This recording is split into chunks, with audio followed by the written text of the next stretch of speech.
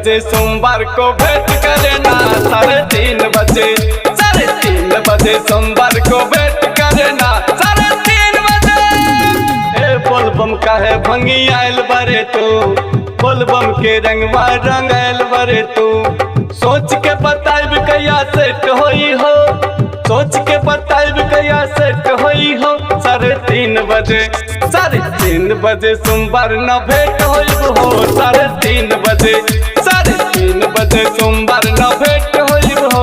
3:30 बजे singing by Santosh कर 3:30 बजे 3:30 बजे सोमवार न भेंट होई हो। 3:30 बजे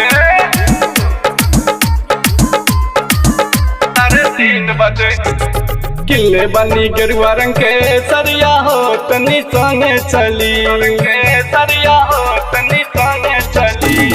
किले बनी गेरुआ रंग के सरिया हो तनी संगे चली। जब ले ना होई भोला कृपा हो तब ले हम ना जाइब। चलना हो बलबम इंडिकेट करना, चलना हो बलबम इंडिकेट करना। 3:30 बजे 3:30 बजे सोमवार को भेंट करना।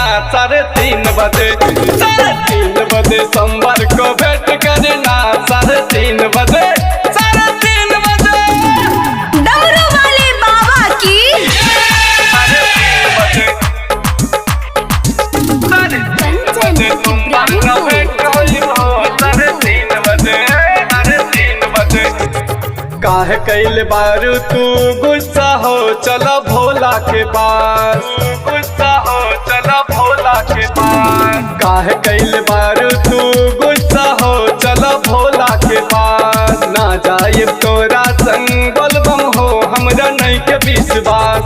चलना हो बलबम तो वेट करना, चलना हो बलबम तो वेट करना।